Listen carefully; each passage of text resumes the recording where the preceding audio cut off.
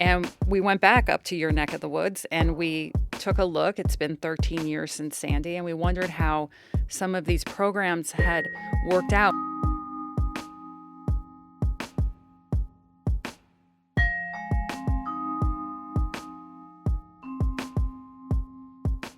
Hi there, it's WAMC News Director Ian Pickus, and on this episode of the WAMC News Podcast, Hurricane Helene's deadly warning. Climate change is exposing more regions and residents to dangerous storms. But Americans live and often rebuild in disaster-prone regions. They struggle to get and keep insurance, and sometimes remain vulnerable long after FEMA has left town. The new PBS Frontline documentary, Hurricane Helene's Deadly Warning, draws on years of reporting. I'd seen this area go through the unimaginable, and like so many others, struggle with how to rebuild. But with more devastating storms inevitable, the question now is not just what will happen in North Carolina, but who will face this challenge next, and how will they respond when they do. Our guest, Laura Sullivan, is an NPR and Frontline correspondent who's seen a number of disasters and their aftermath firsthand. Laura Sullivan, welcome. Thank you so much. So, we're heading into hurricane season right now. Why do so many of us live in dangerous areas like those that are profiled in this film? Well, the easy answer, as we heard from so many people, is that humans tend to love the water. We always sort of built in places that were next to water, that had access to commercial avenues for ships and the ways that we could build a community. However, as things have shifted and changed over time, the storms are getting stronger, the weather patterns are changing, and a lot of that danger is more present now than it was in some of these places before. And now, when people live in some of these communities, we haven't priced the risk of these communities accurately. So we, in some ways, subsidize some of the living in dangerous, risky places that we hadn't done so much in the past. Historically in the United States, 100 years ago, 150 years ago, if you face a storm or disaster, you were on your own. It was up to each individual, each community, if they wanted to rebuild. But starting about 1950s, 1960s, the federal government was losing a lot of money when communities were not returning. It was starting to drain the growing American economy. And at that point, the United States government said, no, we're going to come in and help people out. And that has only grown over time. Introduced the National Flood Insurance Program, but it, of course, does not actually pay for the actual cost of what these disasters mean for the communities, for the people that they hit. And homeowners are often not really aware of the risks of where they live. How come? Absolutely. This is something we found, especially in North Carolina. So FEMA puts out these flood maps, and they show the risk for what they perceive as the flood zone. These maps, everybody that we've spoken to, tell us they are incredibly outdated. They are. And we went and talked to some data scientists at First Street in New York who looked at the way that the weather and rainfall and precipitation works, and they found more than 2 times as many Americans are actually living in risky areas than have any idea that they are at risk.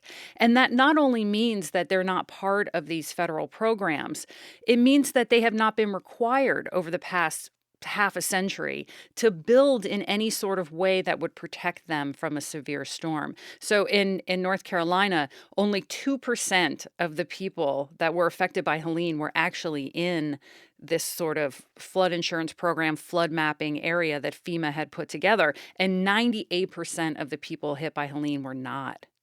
Just remind us, because the film centers on that particular disaster, although it looks at others, what were the Helene aftermath results? I mean, what was the situation like when you were there? Well, when we first got there, I mean, there was 100,000 people without power. There were hundreds of people missing.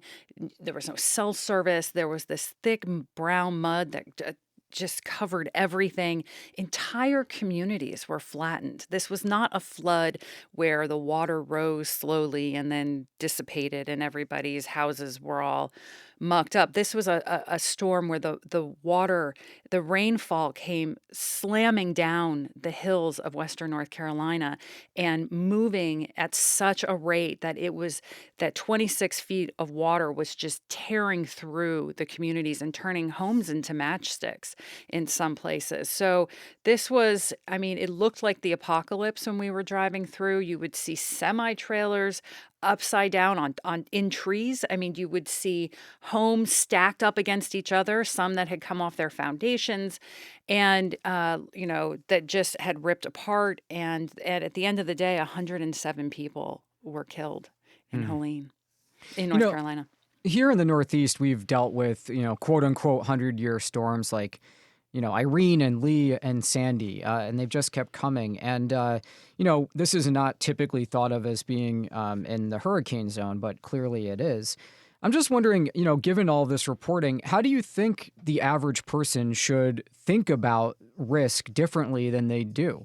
Well, this is what a lot of people in Asheville, North Carolina woke up to because they believed they were the climate haven. They thought that the storm was never coming for them because they were inland, that a hurricane wasn't going to hit Western North Carolina.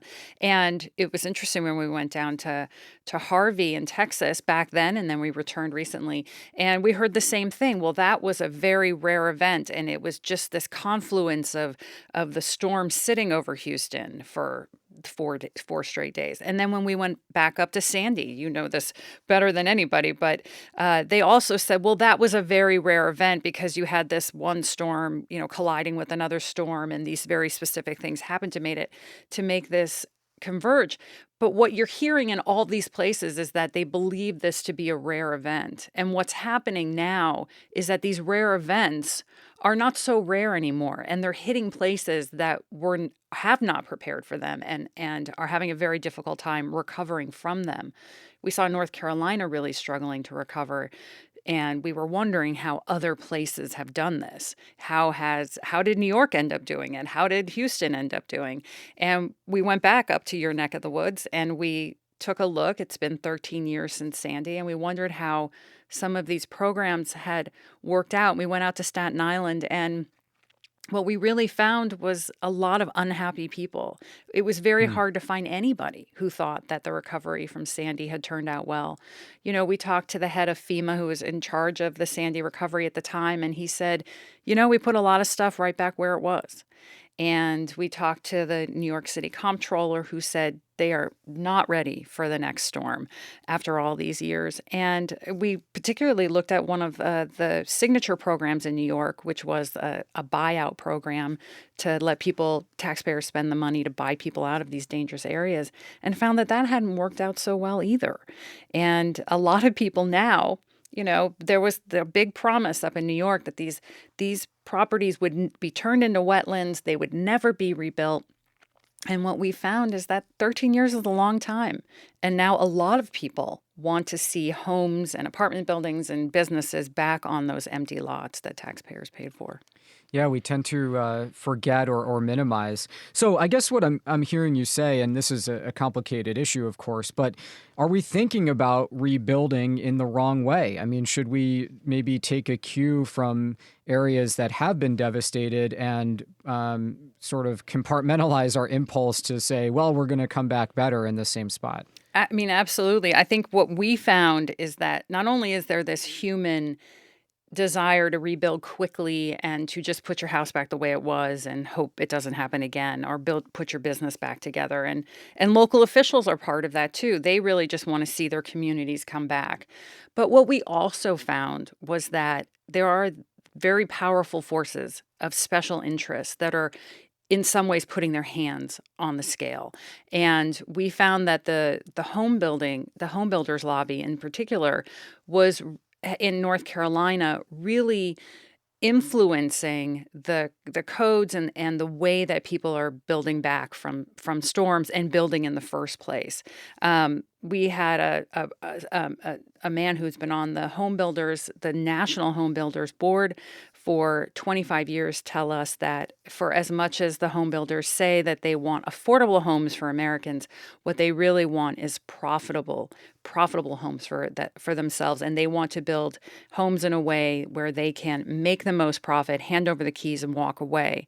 And in some cases, that is leaving communities to rebuild with older codes, and less resilient design and building materials.